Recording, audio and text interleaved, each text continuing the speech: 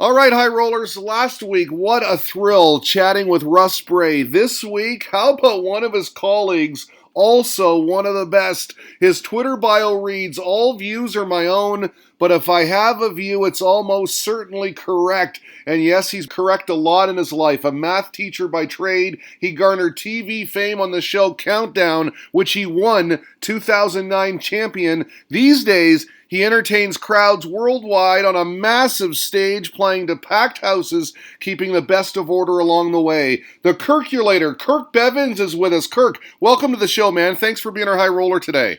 No problem. Looking forward to it. I have to say, I really enjoyed doing research for this Q&A. I found some fascinating stuff. You fell in love with the game of darts as a child. You also had this love for arithmetic. So when you watched the game as a youngster, I take it you were just fascinated by the scoring, and it's a good game for that, right? Darts and numbers. Oh yeah, 100%. Yeah, it was the maths side of things that got me into darts, as you said. I tried to beat the referee on stage as a child, and of course the subtractions. So you watch the TV roll down. So if they hit 100, obviously it's going to be 401 left. I'd try and shout 401 before the TV displayed it. Just little challenges for me as an 8-year-old or something, whatever age I was. It's a very important aspect of darts. We're going to talk more about the scoring in a minute, but you became a math teacher. I've always thought that being a teacher would at times be a very rewarding job, and at other times a very frustrating one, dealing with a large group of students, many of whom, I guess with respect to math, may be sitting there with glazed over eyes. How did you approach that profession, and how did you enjoy the experience? Yeah, so I've always wanted to be a math teacher because maths was my passion. So it's quite disheartening that I only spent 2 years in the job, and I quit by choice. And the reason that I quit was the people that didn't want to learn and the people that were causing havoc, I guess, are just throwing paper aeroplanes about and that sort of thing. So I enjoyed helping those people that couldn't understand maths very well. We'd get the little blocks out and we'd help them with algebra various different ways. And that was fine.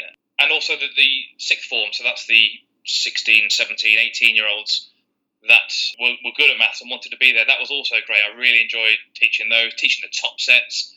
But yeah, bottom sets and middle sets were fine as well. The one thing, as I've just said, was the problem for me was those that didn't want to learn and those that just didn't care. And I don't think the system of punishment, if you like, if they did something wrong was very good. So you'd write their name on the board, and then you'd write their name in their planner, and they'd have to take it home, and their parents would sign it to say that they've had a negative comment. And they didn't bother. They're not interested. The parents probably didn't even notice the thing, and they forged their signature. So that frustrated me. It's hard for me because it is my passion. Maths is my passion. So yeah, it's very interesting because when I look back, at high school and even before that, I mean, at times I was a terror, and I consider myself a good kid, right? I wonder, did teachers get enough credit, do you think? I mean, it's a tough job, a very impactful one, too. In many cases, you're teaching life lessons. Oh, 100%. Yeah, I agree. Teachers often don't get the credit they deserve. And I used to play darts when I was also a teacher, and my friends would say, "Do you want to have a game of darts?" And I said, "I couldn't. I'm marking books." And if you've got a class of 30 kids, and it takes you 5 minutes to mark each book, that's 150 minutes. That's 2.5 hours just to mark one class of books. And you might have 2 classes of books. So then you think, well, I can't take 5 minutes per book. You have to cut it down. And I was lucky that I was doing maths. If you're teaching English, it might take longer to read the prose and so on. So they would say, "Do you want a game of darts?" I said, "I couldn't. I've got to mark all these books." And that's the one negative of teaching as well. The teachers don't get the respect they deserve and also the appreciation they deserve because it's a lot of work outside of the normal school hours, Yeah, it takes away from some other things in your life. I've always thought, though, that darts itself could be an interesting topic for teachers to teach kids, to help them with math, subtraction, addition, those sorts of things. Yeah, well, a lot of maths is pattern recognition, I like to call it. Everyone knows when you go for 86, it's treble 18, double 16, or bullseye for 36. The more you watch it, the more you learn. And that's the same with any maths, really. I learnt my times tables just by recognising that 7 sevens are 49 and 7 eights are 56, just by doing it time and time and time and time again. Obviously, that's probably not as fun as playing darts to learn maths. So, yeah, you make a good point that darts in the classroom would be a good tool for arithmetic. And I know, for instance, one of my friends, Adam, at the university, we played in the pub league together. He wasn't very good at maths. And after about a year or two, we were playing checkouts all the time, and his maths got so much better. And you notice it does work. Channel 4 2009 Countdown Champion. I need to hear about this. I'm in Canada. I never saw the show. Had no idea, Kirk, that you were such a celebrity before joining the PDC. This is a show where you have to beat a countdown clock, solving conundrums, math, and words. Is that correct? Yeah, that's right. Yeah. You have a string of 9 letters, so you ask for vowels and consonants, and you have 30 seconds to make the longest word you can. Yeah, I won the whole series in 2009. That took a lot of hours of practice. I say hours, it's more like years. To train myself to become virtually unbeatable. I didn't want to go on and lose. That's the sort of person I am. Quite competitive. Well, that's one of the things about game shows that I found, because you've also appeared on The Weakest Link, Brain Teaser, and The Code. But some viewers just think the contestants show up and play and the smarter ones win. No, I mean, you take hours and hours of practice and study. It's kind of like being a pro dart player, right? You got to put in that practice time. Yeah, I spent the hours practicing darts at university, and I got to a level which was in the high 70s, my average, and I played Super League for my county, Yorkshire. And then I got dartitis, and it went back down to the 50s average. And I realised that I would probably never get to that standard. But you're right, that the practice generally makes perfect, and I was doing that with the countdown. Not so much the general knowledge. So those shows you've mentioned, The Weakest Link, Brain Teaser, I sort of went on those shows for fun. Countdown was my passion, and I was okay at anagrams, and I got to a standard where I was very, very, very good at them. Whereas general knowledge, it takes a lot of practice. You need a lot of years of repetition, I suppose, to remember these obscure facts from around the world. Yeah, you say very good. I think you're being modest, because I understand you had records for the highest score. You even had a perfect round on Countdown. You play tournaments online, have been ranked number 1 in the world. You're quite well known in that circle. I like to watch Survivor and Big Brother. Strategy games for me. I love the strategy. They have their own communities online. Is it the same for fans of Countdown? Yeah. So there's the website we practice on is called apterus.org, and there's lots of fans of the show on there, past contestants, past champions. In fact, when I won in 2009, I think Apterus started in 2008, and since then, every series champion has come from this website. It's like a breeding ground for champions, but you can just go on there and play for fun. So I'd log on, you'd log on, I'd play you, and you're just playing 15 rounds of Countdown against the clock, but against each other. And the app, or if you like, or the website would tell you which words you've missed, so you can improve your vocabulary. And I used to have a dictionary by my bedside or my computer side, so that when I'd learn a new word, I'd look it up just to see what the definition was. You don't need to know the definition for Countdown, but things like it helps if you know it's a noun and therefore it can take an S, or if it's a mass noun, it's not allowed to take an S, that sort of thing.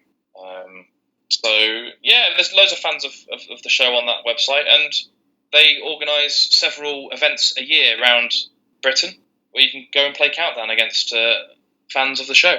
I don't generally do that anymore. The dictionary has changed since I went on, so there's a lot more words in there, and I've stopped competing. So, as I've said at the start of the show, I'm quite competitive. So for me to go to these events and lose is quite heartbreaking. So I don't bother turning up, because I haven't got the willpower, if you like, to spend the hours practicing and getting good again. But if the producer of Countdown said, look, you're allowed to go back on the show in 2 or 3 months, God, I'd be straight on that computer, and I'd be training my little heart out till I was top notch again. Well, I was going to say, just listening to you, I get the sense that you are very competitive. You just mentioned it. So I'm wondering, what was it like for you when you got invited back for the 30th birthday championship? Well, the quarterfinals, I'm playing the best player in the Countdowns I've ever had. So by the time this goes out, then it will have been shown on TV. I won't spoil the result. Because they've run out of episodes to show, they're re-showing the 30th birthday championship now. So I've already appeared on 3 shows, but they'll be on like catch-up TV for viewers in the UK. They might even be on YouTube, I'm not sure. But yeah, I was playing the best player in the world, so it's like I've beaten him before, I've lost to him before, but it's a tough game. And I expected to lose the previous round, and I won it. So anything can happen. But these lads now in the competition they're missing very little. And you have to be on your game to kind of beat them. Generally, there'll be a crucial conundrum, so you have to get the conundrum in like 1 second to beat them. It's a really high standard. You mentioned something earlier, and I got to ask you before I forget, dartitis. You hear about this thing. Eric Bristow had it, others too, and you see it, and it's so frustrating to watch. You almost hurt for the player that has it. What was that like for you? Oh, it's terrible. I remember a guy, I was playing we had like Premier League best of 12s or best of 14s. I think it was best of 12s. And as I said before, I was averaging in the high 70s, and I was losing to these players. Chris Quantock, Richie Corner. These are names that played on the PDC Pro Tour in the last few years. And I was losing 7-5 to them, but I was averaging like 78, 79. And then one of the players said, "Oh, you're getting dartitis." And then I remember someone else said, "Oh, you shouldn't tell a player that because it gets in their head." I just didn't believe. I'm playing really well. I was beating these players as well. And then I was just practicing in my room one day on my own, and I couldn't let the dart go. And I was like, "Uh-oh." And maybe that person was right. And from then on, for many years after, I'd go to the hockey, I couldn't throw the first dart, or I couldn't throw the second. Or sometimes it would be the third. I'd go treble 20, and I'd go to throw the last one, and it wouldn't leave my hand. And it scares me because I'm totally expecting when my arm goes forward for the dart to leave my hand, right? And it just doesn't. It stays there. And it's like, and it's embarrassing. I'm not afraid to admit it. I have been in tears for it because it is embarrassing when you're in a pub league situation and you can't throw the dart and you know what you can do. And it's like, come on, it's not difficult. And people just say, they try all things. Just close your eyes or throw a bit of paper into a bin. And yeah, that sounds easy. And as soon as you put that dart to my eye, it just, it sticks. And I still have it now. I let the darts go nowadays, but there's a stutter in my action. And every now and again, under stress, like under competition, I struggle to let the dart go. I generally don't play much anymore because it's devastating, really. I'll tell you what, it's something else I learned in this interview. The fact that you were a pretty good dart player, forgive the ignorance, I had no idea. But that's got to be really frustrating. Here you are, beating guys that are on the tour now or playing in these big tournaments, and then this happens. I mean, it happens to a lot of players. Yeah, I'm lucky in the fact it wasn't my job. So people like Eric Bristow, it's their career, and that is really devastating. For me, it was just a hobby, and I wanted to get really good at darts, and so it is devastating to me, but not on the same sort of scale.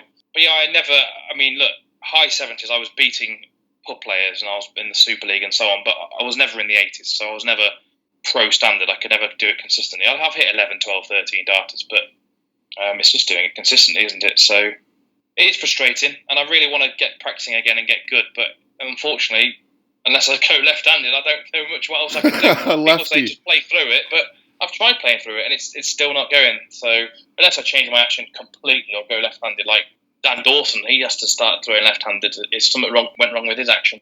Unbelievable. It's a big-time pressure game, isn't it? Now, in 2010, let's talk about calling here, refereeing. At the urging of Martin Atkins, you hit the stage to call county darts, and 3 short years later, you get the gig with PDC. That's a whirlwind right there, almost a fairy tale, a meteoric rise, my friend. Well, yeah. To be honest, I can't remember the years. The difference between meeting Martin Atkins and doing it. So thanks for letting me know. 3 years. Yeah, I remember the Martin situation well. Yeah, and then being a TV referee, it's a dream come true, really. So I said at the start of the show, I always wanted to be a maths teacher. But when I watched the darts on the TV, I said a darts referee or a maths teacher. And I didn't think a darts referee was a job until I kind of got into it more when I went to university and thought, actually, there's something called a professional darts corporation, and they take it seriously. And there's a lot of money involved, and there are referees that do it for a job. So I'm delighted and thrilled that they asked me to be a referee. So what's that transition like then, replacing Bruce Spenley and then going from the confines of a classroom to the openness of the global stage of a massively promoted sport like darts? I mean, that must have been a shock. Yeah, I had it in my head already that I wanted to be a darts referee, so I kind of experienced what it would be like to stand on stage and shout numbers out, and I've got a crowd behind me, I've got people watching me on TV. That I've already prepared for in my head. I've done the countdown thing, so I've performed, if you like, in front of millions watching. So it was a case of, can I do the job in front of a crowd of people with making lots of noise and so on? The hardest thing really was like my trial. When I was told I was going to replace Bruce Spenley, and they trialled me at Blackpool, people that love darts and know darts, they'd be like, well, who's this guy? Or I don't like his voice. And they'd critique you. And that happened, and I critiqued myself, of course. So I went away and I changed things. I changed my 180, and there were hard steps to follow. Bruce was a class referee, so I had to kind of be unique and also be respected, and that's tough. Well, it's very interesting. Last week, Russ Bray talked about the significance of the 180 call. He said that everybody knows the 180. The first two go in, and that sense of anticipation builds audibly. You've created a name for yourself not only with the 180 call, but with the 177 as well. I'm wondering how you approach calling. It's important, right? Because it leads to the wonderful ebbs and flows of the game. Yeah. So I've been a watcher of darts, as you know, for many, many years. So I like to analyse things. And we are part of the show, if you like. So, we just shout 100, 45. It's just not good. We need to be excited about things. And a 177 is as good as, if not better than, a 180. It's 3 high trebles. So I like to give it welly, and they deserve some credit. Yeah. 174s, 171s, they're all the same. They're all as in 3 high trebles. So, yeah, I give it some welly. And I just analysed how people do things like George Noble, Paul Hinks, and they all seem to have this sort of, they go up in tone and then down in tone. There's sort of like a winning formula. So I just trialled stuff in my bedroom and does this sound good? And it's just trial and error. Same with the 180. I trialled it. I did my first 180 on TV and I thought that sounds awful. I was too high pitched. So I went back and changed it. And then I've got the product I've got now. Which, hey, in 5 years' time, if we have another interview, it's probably going to be completely different. Whether I've changed it on purpose or whether it's just slowly changed over the years, I don't know. But I try to make myself sound as good as possible. Well, it's a very good product. I had one comment on Twitter. The guy loves your 134, Kirk. Well, yeah, that's an odd number, I suppose. But yeah, I guess I put emphasis on various things. Like the 134 is like 134. I purposefully do that 4 bit at the end, just a little bit longer than usual. Just things that I guess it's a niche thing, but if you notice it, you notice it. If you don't, then it doesn't matter. Well, a lot of people notice it. We love it. I love your nickname too, the Kirkulator. It's a perfect fit. I've always wondered what a guy like you thinks about miscounts in darts. I mean, they can be costly, or even lapses in judgment. I watched Willie O'Connor go for the wrong double against Gerwyn Price, cost him the match, and it happens all too often, doesn't it? What do you think about these things? Well, I've played darts myself, and I've made more mistakes playing darts than reffing darts because you're just in a different frame of mind. I don't know. It's tension, it's pressure, and these mistakes happen when you have tension and pressure. As a ref, I'm just absolutely focused my mind on the scoring and the maths. And yeah, I've got my eyes on the stage itself. So if there's any fracas and misdemeanors on stage, I've got my eyes on that. But primarily, I'm focused on the distraction. Dart players, they're not primarily focused on the maths. They're focused on, can I hit the single 16 to leave tops? When they hit the 7, then they're thinking, oh, didn't expect that. So they have to do 56 minus 7. And they might say it's 51 or something instead of 49. Look, I get that dart players aren't always great at maths, but they are allowed to ask the referee what's left, and they can say what's left, and we can say 49. Can't tell them how to get there, of course, but we can just say 49 left. And more players should probably make use of that, because there's nothing more embarrassing than going for that 16, hitting the 7, leave 49, and then take out the wrong shot. Yeah, just ask us. You're within your rights to do so. Yeah, it's very interesting because there is a lot of focus on scoring these days, the different out routes, especially by the fans on social media. And, when I'm watching along and I see a guy like Mervyn King go the 80 route on treble 16, I shake my head. I mean, fairness to him, he hits it more often than not.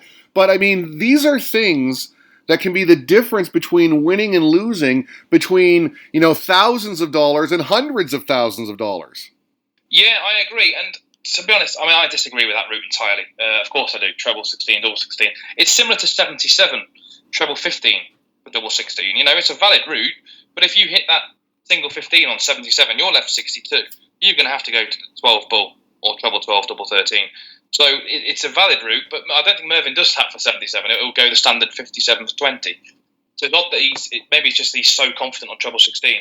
But yeah, it doesn't make much mathematical sense. And it's similar. Say if you're on 126, we know from watching darts that you start 19s. It's just ingrained. When you start first play darts and you're on 126, you'll probably start on 20s because it's an even number.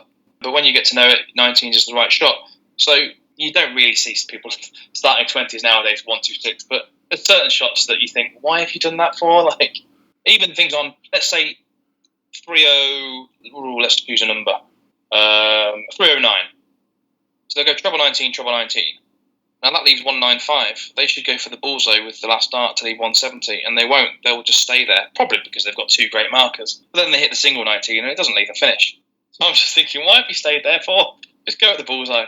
But they might not know. They might not know that that's the thing on 309 to go two treble 19s and then out a ball. Well, it's a fascinating thing about darts is that it's evolved to the point where players now in the 300s are considering their options, so that must make you smile. I put a call out on Twitter for questions, Kirk. Pleased to say I got quite a few. Let's do this rapid fire style. We'll try to get to everyone. Just some quick thoughts on these. Question for Kirk, says Charlie Gray. What is your favorite darts venue and why?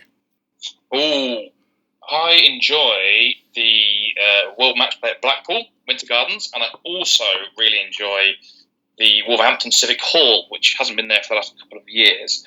The Civic Hall, because the fans are on top of you, there's like a balcony, and it's very close and very intimate, if you like.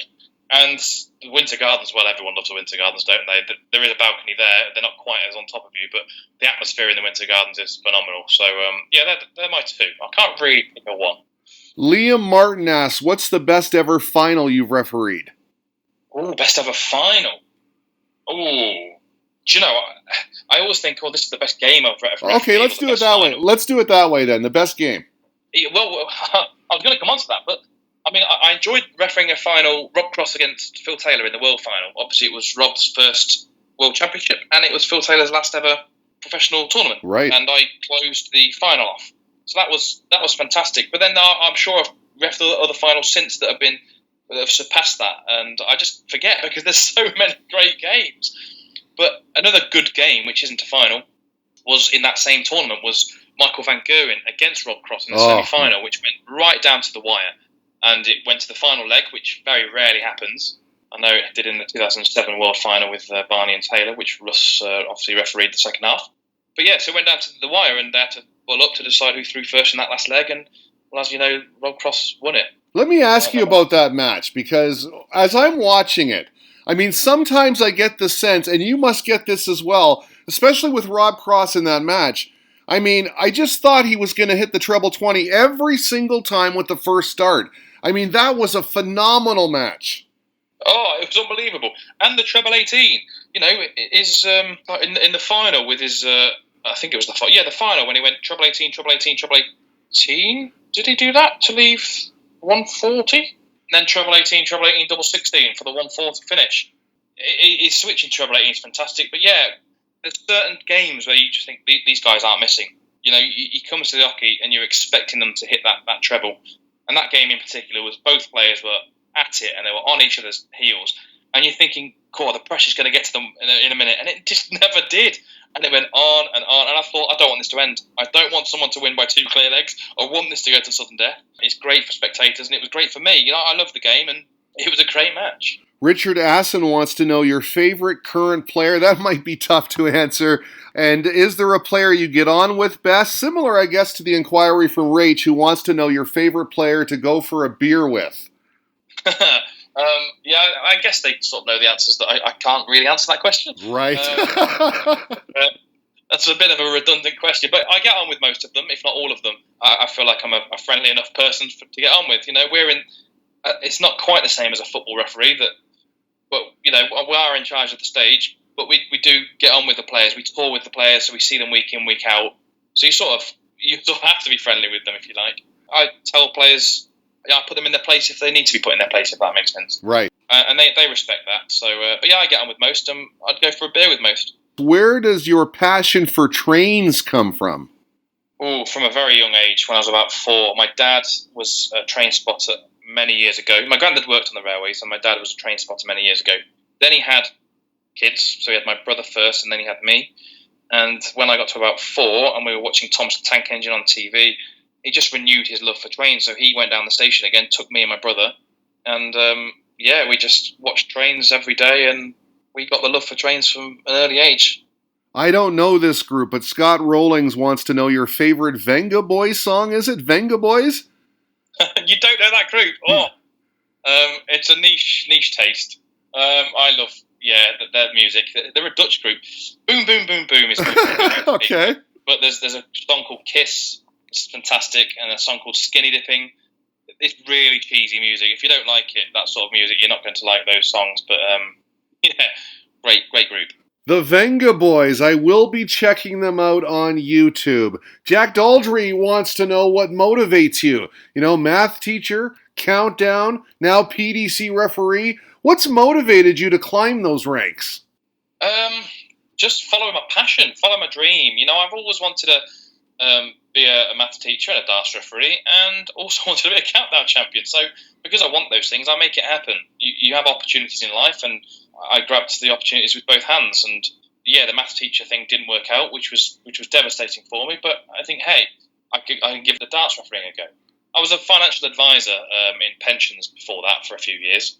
Trainee actuary is the proper title for it, which wasn't particularly my dream, but it's involving numbers. And so I just progressed, and when the job came available for the darts refereeing, I grabbed it with both hands. You've got to take these leaps and these jumps in life. And when I first started doing the darts thing, it was a voluntary marking scheme on the Pro Tour, so we weren't getting paid for it. It was just it was voluntary, literally. We were paying hotels, the petrol, all ourselves, and there was no guarantee of a job at the end of it. So I just did it for the love. But when there was a job available, they asked me first, luckily.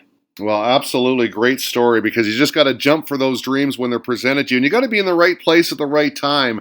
And usually it happens to good people, I find. So congrats on all of it. Now, speaking of Twitter, I was on your timeline today. I see you have an interesting hobby of spotting mistakes, is it? In signs, menus, and the like. And I have to admit, I found myself quite engaged trying to spot those mistakes. I think there's a book in it, my man. You could call it The Kirkulators Cranium Crushers, like brain teasers. Is this something you've always done? I was fascinated by it. I was looking at these signs, looking for the mistakes, and then I finally think I found it. I think in that particular one, I think there's an apostrophe for "it's," which is a common a mistake, if you like. So "it's" IT''s only exists when it's short for "it is." If you just say "its coat was lovely and red," then it's just ITS. So usually the apostrophe is for belonging to someone, but in the case of "it's," this is an exception. It's only IT''s is only the case when it is. But has it been a thing for my life? I guess. But look, I understand that a lot of people struggle with spelling, struggle with grammar. I get that. It's just these companies that put it out on menus, and they print out thousands of the same menus, and you think you would have thought they would have spell checked it beforehand, or got someone to check it before printing out thousands of these leaflets. So that's where I kind of highlight those sort of things. But I don't know. I know it's a bit picky, but it's something I do. I know you've called a few 9-darters. 2, I think I'm right, on television anyway. You've been a gnat's whisker away from a few others. What is it about the 9-darter? I mean, it's absolute perfection, right? And you must be sitting there as a caller, you're going, say, go in. Well, yeah, obviously on an impartial level where I don't want anyone ticking to win. But yeah, 9-darters are always nice when they go in. And the amount of times, as you've just said, the amount of perfect darts I've had. Sorry, I've refereed, not I've had. And they've wired the double 12 or the double 18, and it's just like, and I haven't had a 9-darter on TV. Again, I said it's the player. I haven't refereed a 9-darter on TV since 2014, Kim Huybrechts in the Grand Slam. So many players have come so close. And yeah, it's a fantastic achievement. And as a ref, I do want it to go in, because I'd give it large and the crowd go wild, the commentators go wild. It's a fantastic moment in sport. I suppose it's also a fantastic moment when they miss, because you hear the crowd go, ooh, and it's a great atmosphere. But yeah, it's been a long time coming. So where are we? 2020. I've got 6 years I've not had one on TV. Well, I'm predicting you'll get one soon. We're going to call it High Roller Radio Mojo. So it's coming. I know darts is going to be back soon. And that leads me to this. I mean, darts has survived this pandemic quite well. Everyone involved, the organizations, the commentators, the players, the fans, the live streams. I mean, darts has really shone through during this time, hasn't it? It has, yeah. Everyone's pulled together and done a fantastic job. The Darts at Home series, Dan Dawson, everybody working on the thing behind the scenes. There's been loads of spotters, camera guys, as in, like, they've got to put together the the graphics and so on, for people to watch darts during lockdown, because there's been no live sport, no live darts. So darts is very lucky that you can play it at home and you can live stream from a smartphone, etc. So yeah, it's filled that void. Lastly, Kirk, I got to ask you about this because a while ago you tweeted out something that I found very interesting. It was a shot of a dart going through the wire of the treble one, and you asked what should it be counted for. The dart was right through the wire, and I learned that day that it's actually no score because you would call it a bounce out, correct? So you're saying the wire has been split into two? That's right. Completely split. The dart's still in there, but it's right through the wire. Yeah, well, that's my argument. There's nothing in the rules that specifically says if a wire is split, then it's no score. So you have to use your judgment. And my judgment says that if it's hit the wire and it's split the wire in two, it's not actually touching the board at all. But it would be a bounce out. If that wire hadn't split, it would have just bounced straight out. There are rules to say if a dart goes under the wire, then it's the segment that the dart entered. So, for instance, if a dart went between the 20 and the 1, and the point was touching the 1, it would be 20 scored, not 1, because the dart has entered from the 20 direction and it's gone under the wire. So that's in the rules, but splitting a wire isn't. But I'd say that's no score because it would be a bounce out, wouldn't it, usually? Yeah, it would be. And I got to say congratulations to all the PDC markers and commentators, because when I was on your timeline today, I saw the young lady had 50 out, straight out, hit what did she hit, the 2? Then the 9, and then she hit the treble 13, and George Noble caught it. I mean, strange things happen up there. Called the game shot. Everyone rejoiced. I mean, it was fascinating to watch. But darts is so fast. Strange things do happen, and you guys have to be right on top of it. I mean, it's quick. Yeah. We should probably clarify for the listeners there that was game shot, because this was a single-out tournament. Right, yeah. It was a pro-am thing in Germany, so they could hit whatever. So that was fascinating. I was there. Me and George ref those matches. That was fantastic. So that was in Germany, not the World Championship? That was in Germany. Yeah, sure. It wasn't the World Championship. Okay. It was in Germany. And she had no idea that she needed that treble 13 for the win. She was partnered with Gerwin Price, and I guess she just wanted to hit an odd number to leave Gerwin an even number for next time. But yeah, it went in and it won. And they won. But yeah, we're always on our toes. I've learned so much I do the spotting as well on a weekend on the Pro Tour, and I've learned so much from several players. Michael Smith, Jelle Klaassen, that go ridiculous routes. I'll give you an example now. 108. You know that players can go 4 17s for tops. If they hit a single 17, it leaves 91. So you just stay at treble 17 for tops. However, if that treble 17 is covered on 91, they can go across to treble 19 for double 17, 57 for 34. And Michael Smith has done that so quick. He's gone single 17 and then gone treble 19, double 17. So he stays all the way, all down the board there. And I've not seen that before. And I'm always learning. It's great. Yeah, it's a very fascinating game. I think you're a big part of it. I really appreciate your time today. At Kirk Bevins 180 on Twitter, the Kirkulator Kirk Bevins, our guest. Thank you so much, man. I do appreciate it. No worries. I've enjoyed it, Derek. Thanks very much.